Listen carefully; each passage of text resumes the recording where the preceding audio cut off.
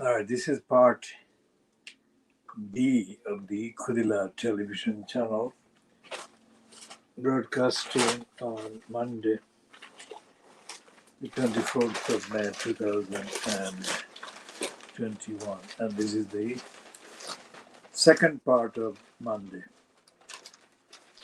the 24th of May 2021. And we're looking, as we said, we're looking at the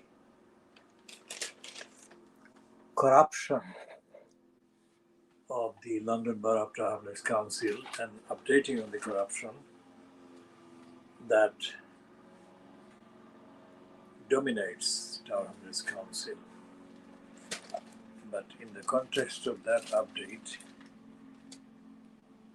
we shall refer as a topical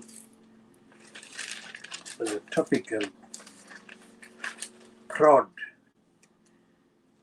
connection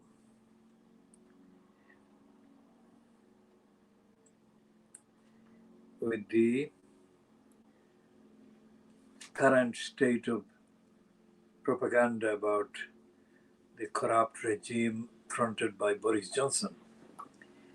This is a piece in the Times, page 25th of the Times, and it's byline to Max Hastings. Now, in the 1990s, I was doing the campaign for the rights of governors, school governors, and it was early 1992. And in the course of the campaign, I was in round-the-clock communication with the then state of the media, which included the Daily Borisgraph. It was then known as Daily Telegraph. It is now Daily Borisgraph, but Max Hastings was the editor of the Daily Telegraph at the time, and he has said, not necessarily in this piece, but he has said many times in the last 10 years that he employed Boris Johnson when he was editor of the Daily Telegraph, and that he found that Boris Johnson was a liar and absolutely unreliable and untruthful. Now, today's piece in the comment section of the Times, Max Hastings says, the pandemic is causing much that is not normal to happen all over the world. But some uniquely British, not normal stuff is also taking place. It seems important to keep flagging the weirdness of the presidential imposture and abolition of accountability that characterized the Johnsonian age.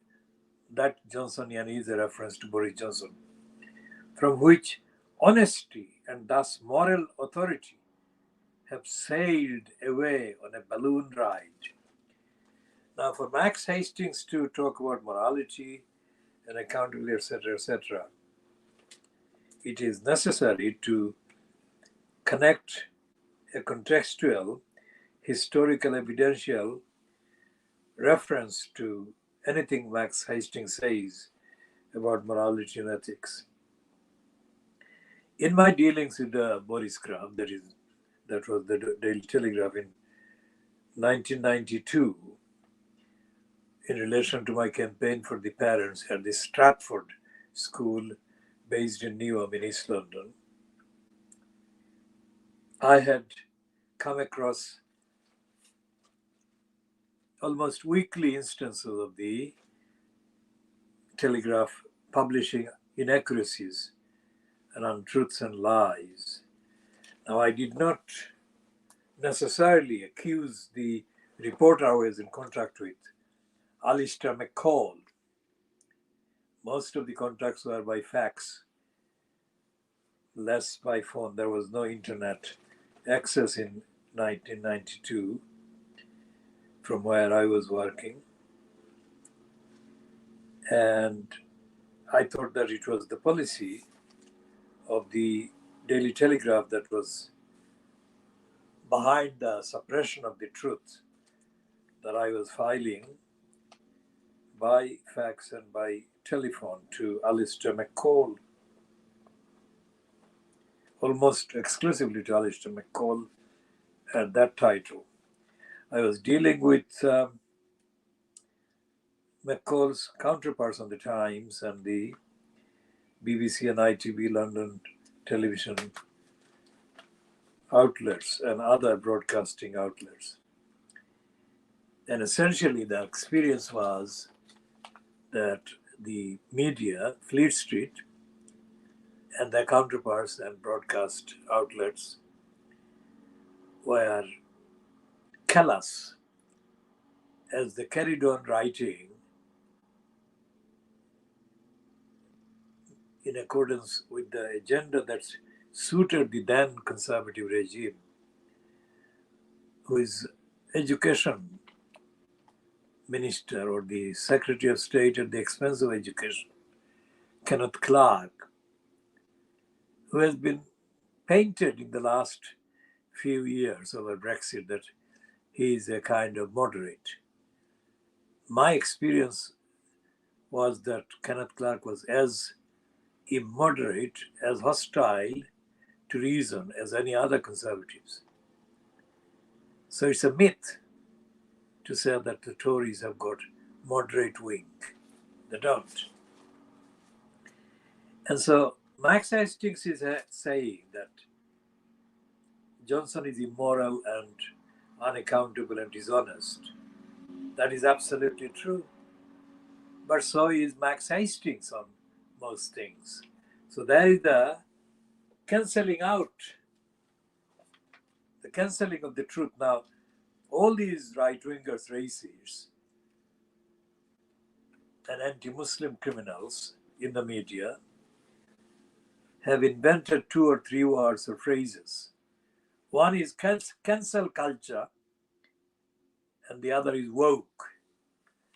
These are words and phrases that they deploy to denote and connote opposition to demands for an end to racism, an end to slavery, and to the colonial kind of assumptions, etc. Racist assumptions, etc. So Hastings is saying, which he has been saying for the last quite a few years. In fact, Hastings began being given a platform in the Fleet Street media because he's no longer actively in post as editor. So Hastings began a kind of career on the side as an expert on Boris Johnson based on his experience with Boris Johnson as an employee under his supervision. That is the main reason. I mean, it's not the reason that Hastings opposes Johnson's immorality. It is more that he says that he has got first-hand experience of Johnson's immorality. There's a subtle difference, but that is a significant difference. Now, if Hastings, who is himself a right-winger, is outraged by Boris Johnson's immorality and dishonesty, then it can be only imagined how deeply outrageous Boris Johnson's behavior is to those who are not right-wingers but sensible, rational people, believe in objective international entities and criteria. So here is kind of a painting of Johnson by Hastings, who says, nobody much cares that since Brexit, 10% of bank assets have been transferred from London to the European Union. Few people have read last month's paper from the United States Council on Foreign Relations, proposing a concert of major powers to conduct ongoing discussions about global issues. Its six strong membership would comprise America, China, Russia, India, Japan, and the European Union. We are not mentioned. Practically, this does not matter because the concert will never happen. But we should be sobered by the revelation that an influential transatlantic body is so dismissive of global Britain. That is absolutely factually sustained comment that Max Hastings is making there.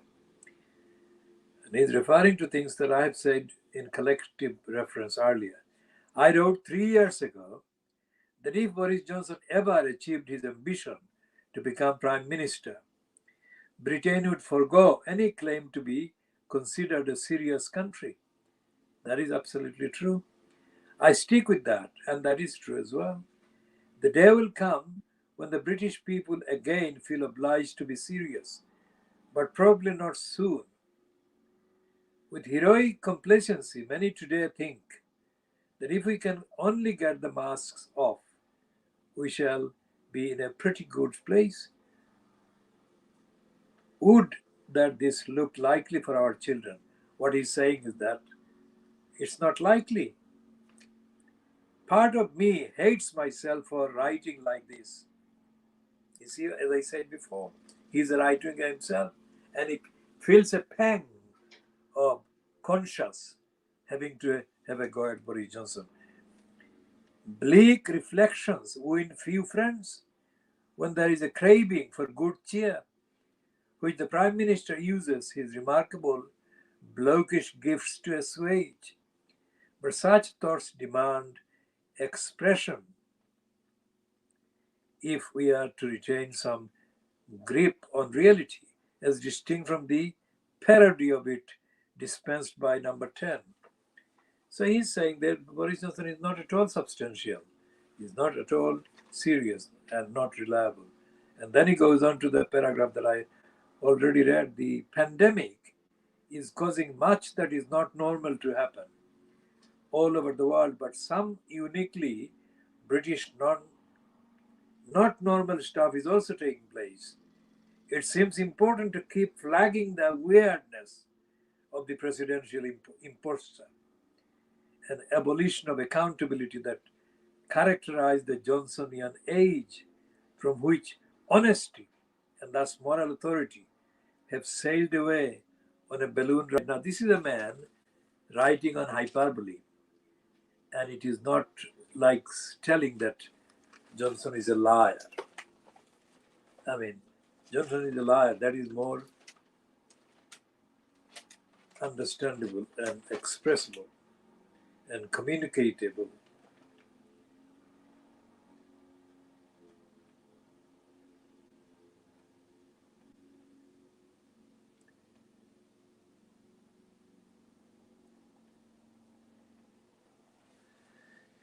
And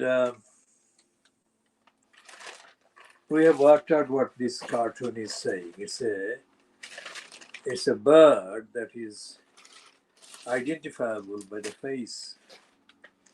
It's the face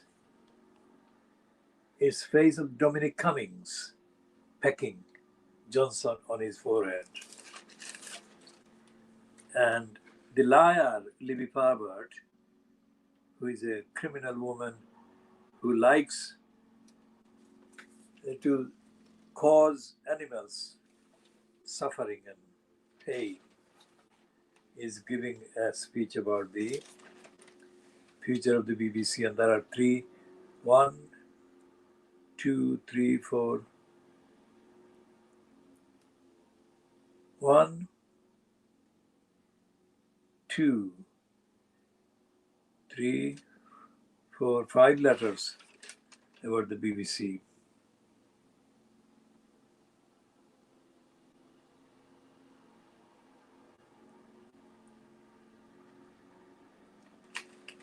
And 2 of the writers are liars that we know.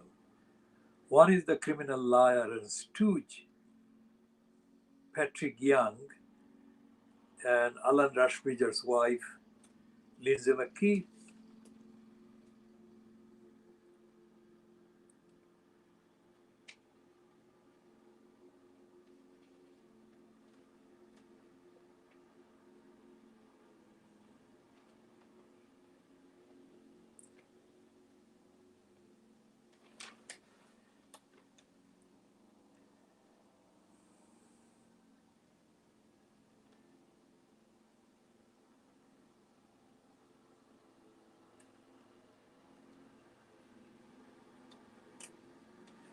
And the second of the two-paragraph letter by these criminals,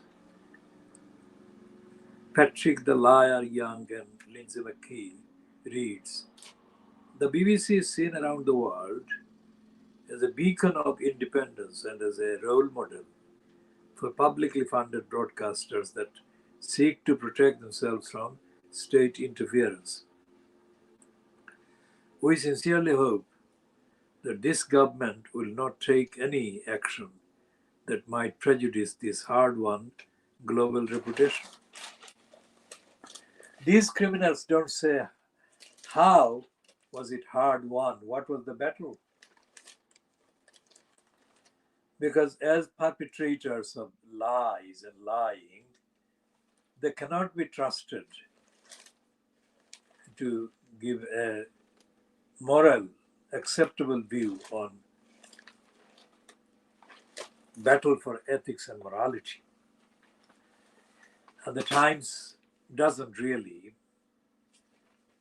show that it is in touch with reality and the truth, because most of the Times' letters are farcical. And they are more farcical than they were even 5 years ago. And here in the Times on pages 10 and 11, the heading says Johnson botched it and caused COVID chaos, claims Cummings. And there is a contradiction, absolute contradiction, in the next article, that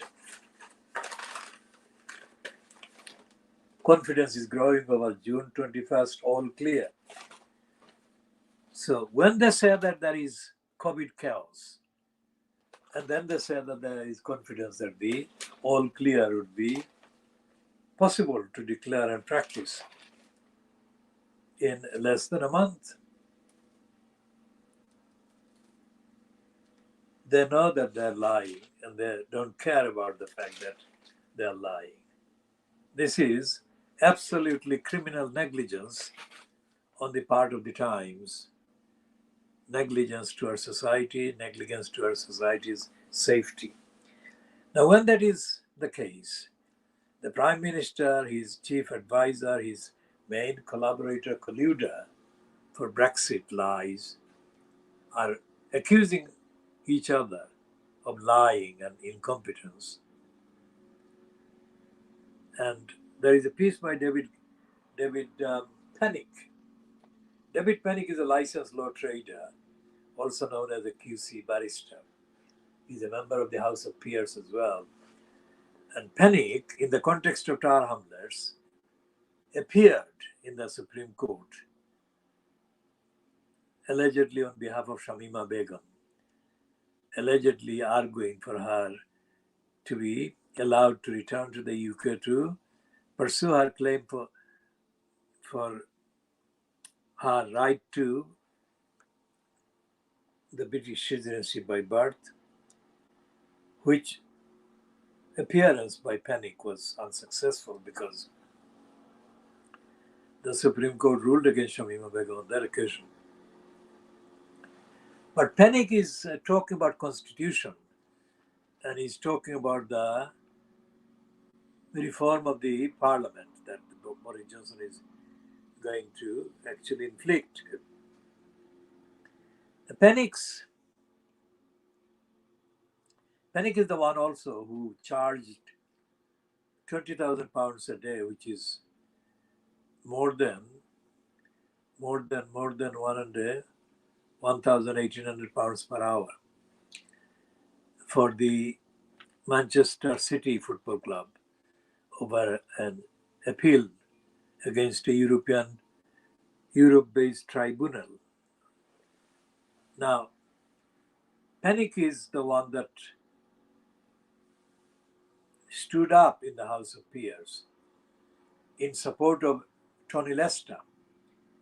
Now, Lester has recently died, but before he died, Lester was accused by an Indian woman that Lester gave her a ride, a lift to his home, on one occasion, whatever the reason was.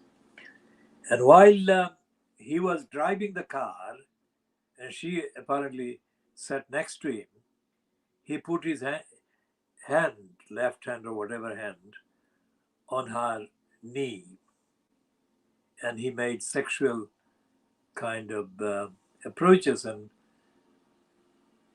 whatever. And the woman came out only recently, not long before Lester died, with all the allegations.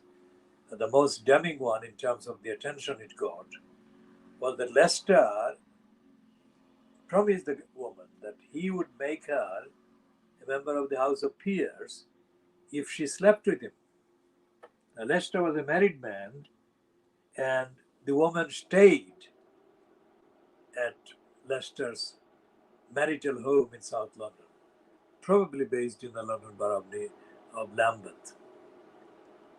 And this caused understandable outrage in the public, including among many members of the House of Peers, including, of course, the racist liar, Helena Kennedy, another licensed law trader, code QC. Now, Panic stood up for Lester and denied the woman's allegations and claims. And in fact, he actually, David Panic that is, relied on a procedural point and challenged the procedural correctness of the decision made by the House of Peers oversight kind of front, which condemned Anthony Lester's behavior. So Panic is not somebody who is objective and independent. He said that Lester was his friend and that he had the highest respect, etc., for Tony Lester. But the allegations could not be negated by the fact that David Panic was a friend of the alleged sex offender or sexual harasser or assaulter. And the fact that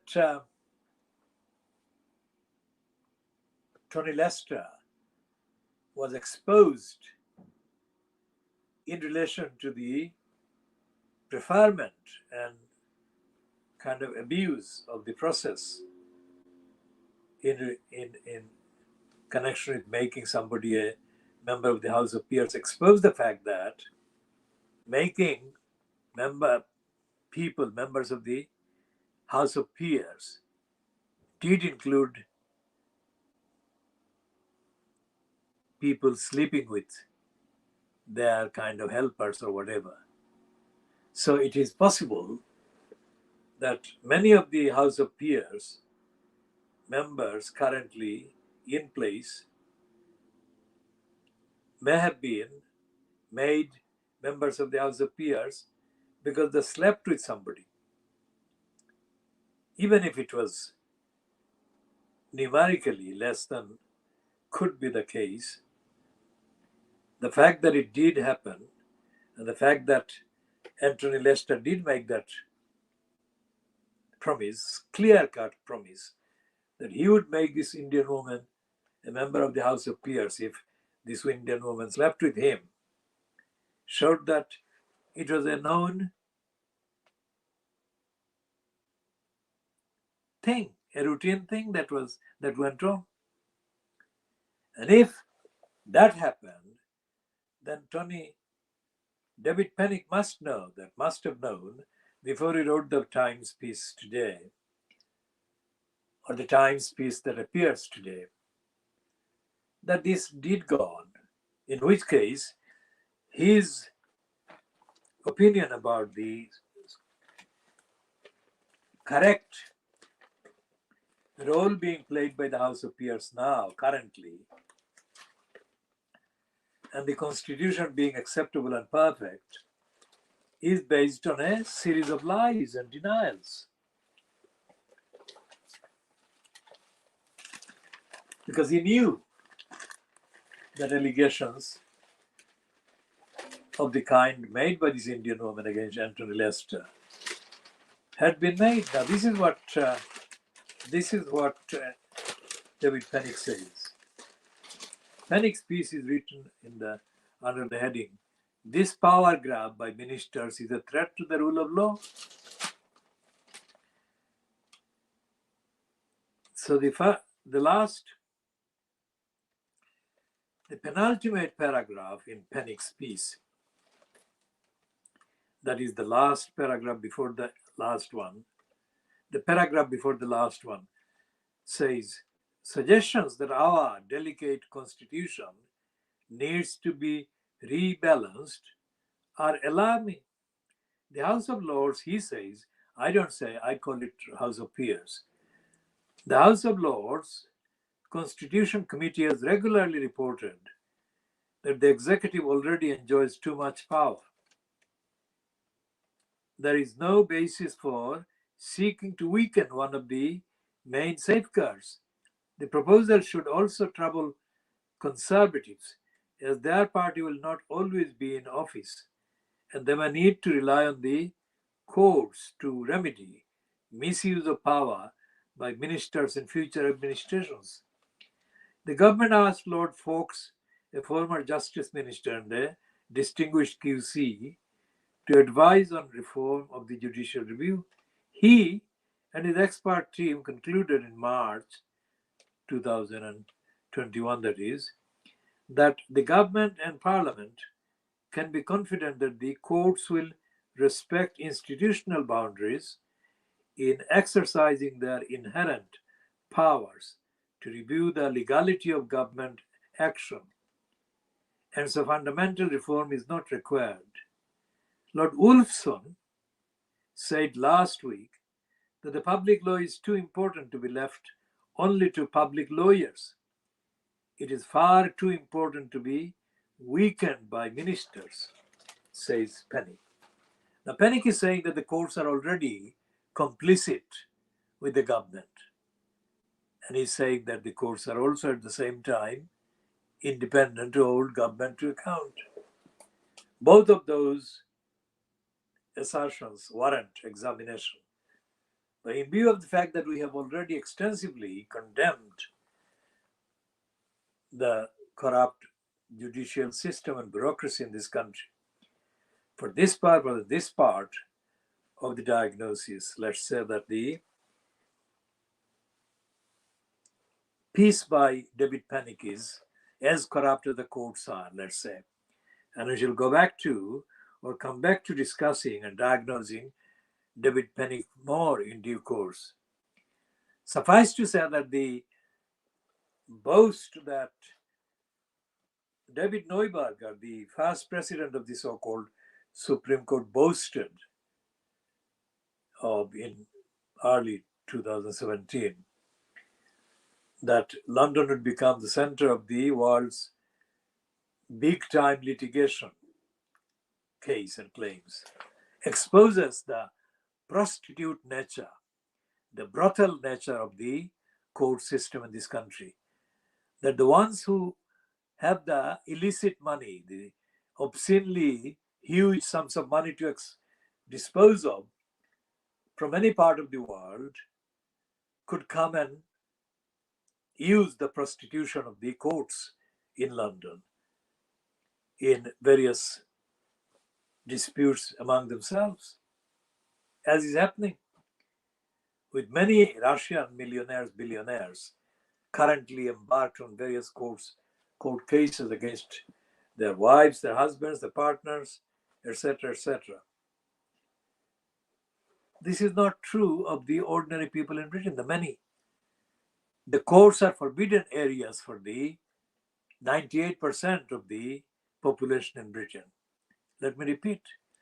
The English courts forbid, obstruct, deny access to 98% of the ordinary people in this country. Only the people with the obscene amount of money can have access and do have access to the courts. On other occasions, the judiciary, the lower tiers, that is the county courts, the magistrates' courts, are so corrupt and so flagrant and so brazen in the denial of the duty to administer due process and fair access to the many, that the frequency and the magnitude and the depth of that degeneration can be summarized by saying there is a dark age, complete dark age. As if this country was living, for the majority, the many, were living 500 years ago, not now, 500 years before today. I mean, so David Penick is wrong, the Times is wrong, as is Boris Johnson, as are the apologists and excusers of Johnson on everything. For example, the abuse of the post as the interior minister, the home secretary as it is called in this country, by Priti Patel in suppressing the truth by imposing a ban on releasing the report of the inquiry into the murder of the investigator into police corruption, Daniel Morgan, illustrates the daily denial of the truth, daily obstruction of the truth, and the daily collusion by the court system. Because when Priti Patel can do that, there is no automatic coming into play of a constitutionally kind of corrective court process. I mean, she can do whatever she likes. Somebody has to make an application, and making an application is the one that is kind of hampered systematically, intentionally, and criminally, illegally, unconstitutionally, hampered by the court's bureaucracy itself. You have to have millions of pounds to dispose of if you want to effectively have any access to the court system that exists. And the court system is corrupt, is racist, and is unjust, and is riddled with institutionalized obstacles that routinely deny access to the many in this country, regardless of race, ethnicity, or age. The majority of the people are denied access to the court system. Finally, on this occasion, there is no such thing as justice. There is no justice system. There is a court legal bureaucracy system. No justice.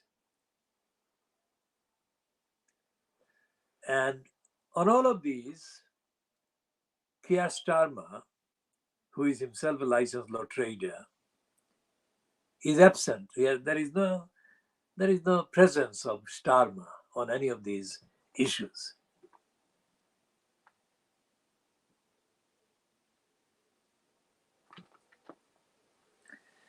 So we go back to Tower Hamlets Council and its corruption.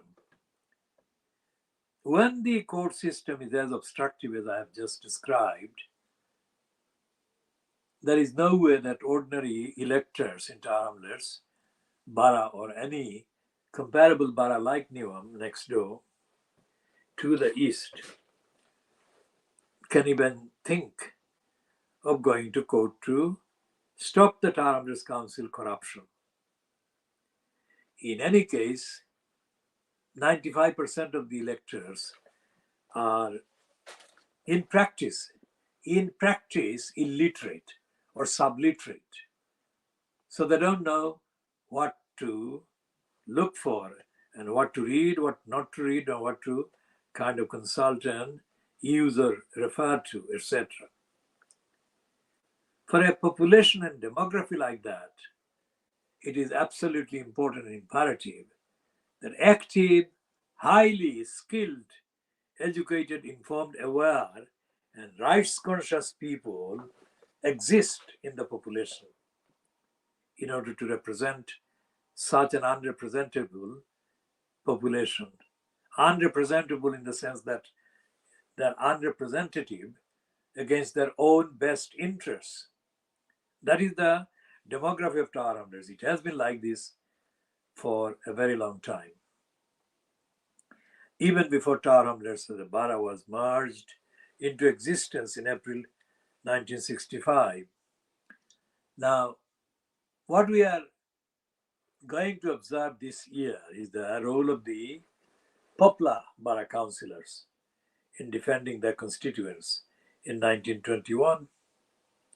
And as we have been saying, we'll be publishing detailed original posts and updates on the role of the Poplar councillors and the impact and the implications and the departure from that role by subsequent councillors and the complete absolute alienation from any concept of defending and advocating for the rights of the electors that is evident in the behavior of the councillors now in place in the name of Tar Hamlets council wards.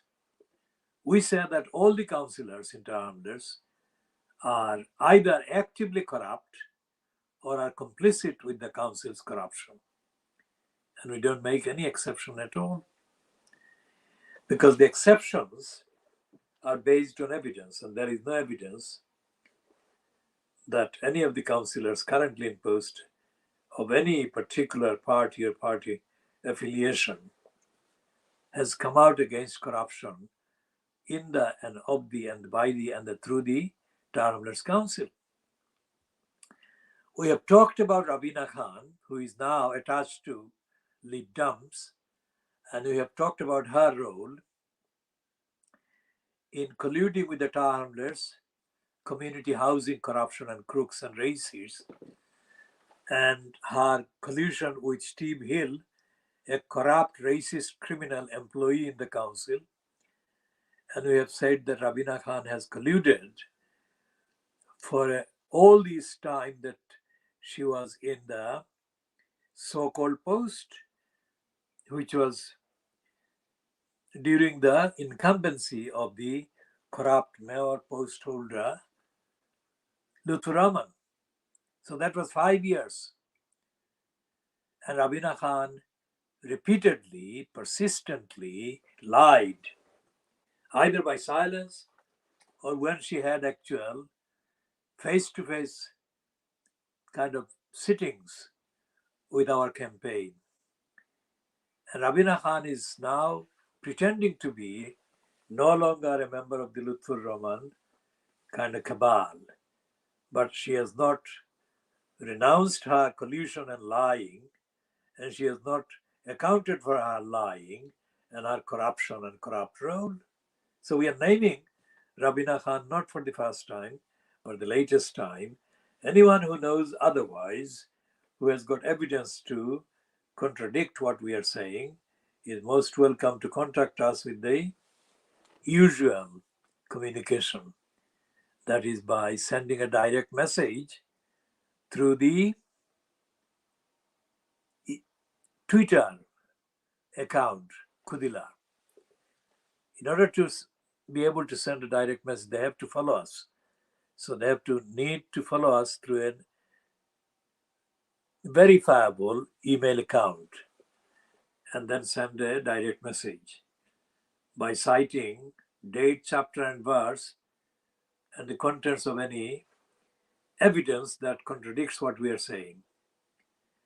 Otherwise, we shall continue to assert the evidential truth that Rabina Khan was the persistent liar at the expense of the housing rights and related implications. And she lied with the consent and knowledge and on behalf of, and in collusion with, in complicity with Luther Rahman.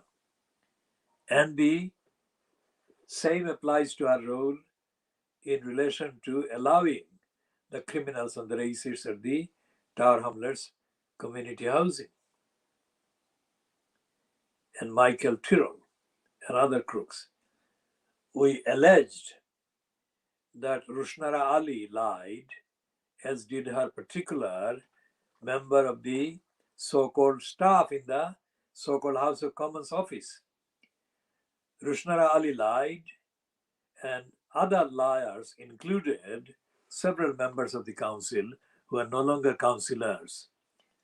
Essentially, these liars behaved in full knowledge about the facts they were lying about and the implication of their lying behavior and the impact of the lying behavior. The impact exceeded any known amount, any known dimension, any known kind of variety or shape or size of damage that is normally, usually associated with the behavior, lying criminal behavior of any council employee, any member of the council, any member of the so-called cabinet of a corrupt mayor, in-post incumbent. So these are the people that are samples of the liars in the council. They don't necessarily constitute the whole of the list of liars and criminals and lawbreakers and traitors and crooks.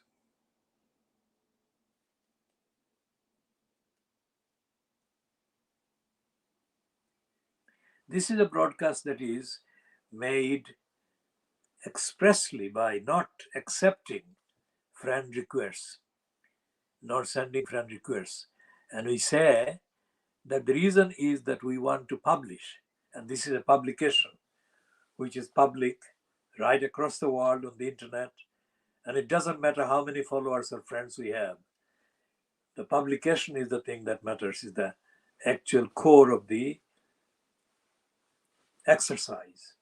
And we are going on the record saying that Lutfur Rahman lied, Rabina Khan lied, as did several employees of the council, including Aman Dalby the crook, Colin Cormack the crook, Kevin Collins the crook, Sylvia Pierce the liars, and a host of other liars that lied through their teeth.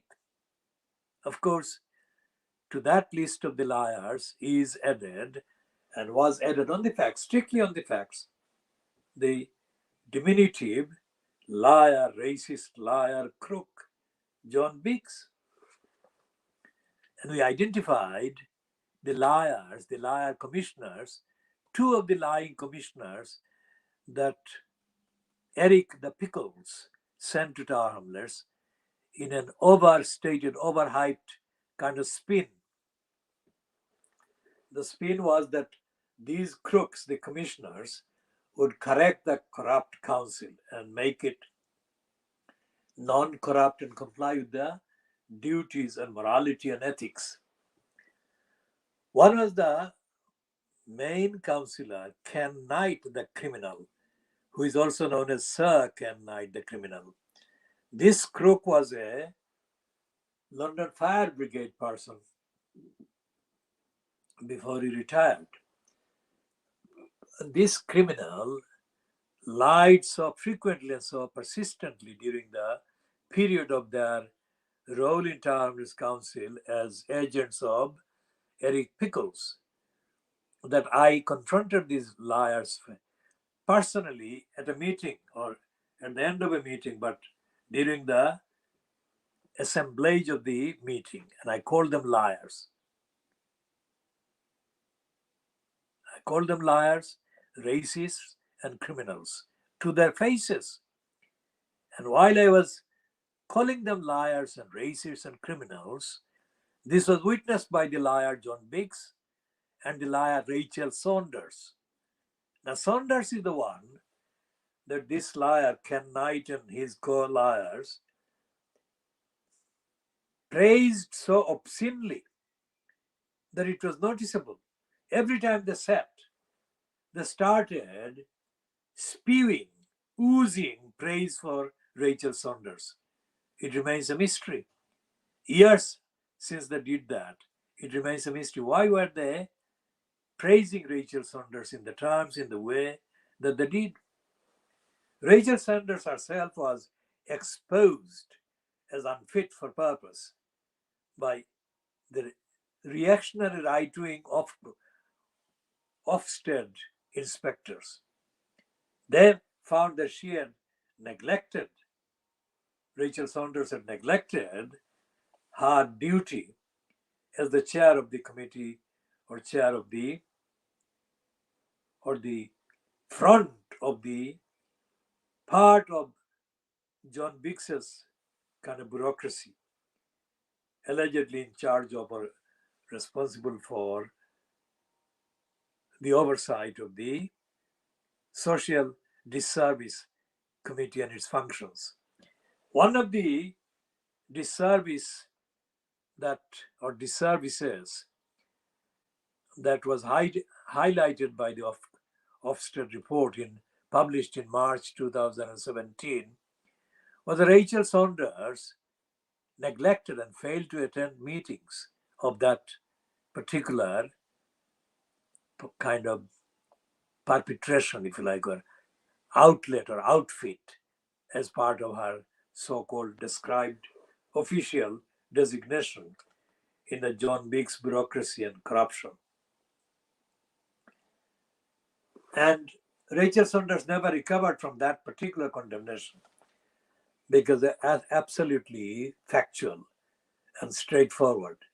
So after a while, she resigned the post and she is no longer in post as a councillor in Tower Hamlets. Now, that is Rachel Saunders. But she didn't stop doing damage to the cause of the community. Why? Because it appears that during the latest corruption perpetrated by the crooks in the Labour Party, Tower Hamlets, where Rachel Saunders is very much